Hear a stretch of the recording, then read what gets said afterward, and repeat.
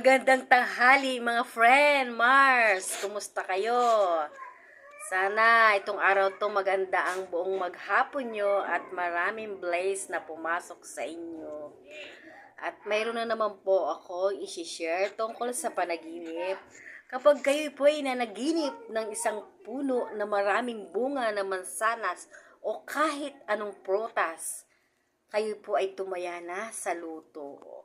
Or kung nagtataya naman kayo sa waiting, tumaya po kayo.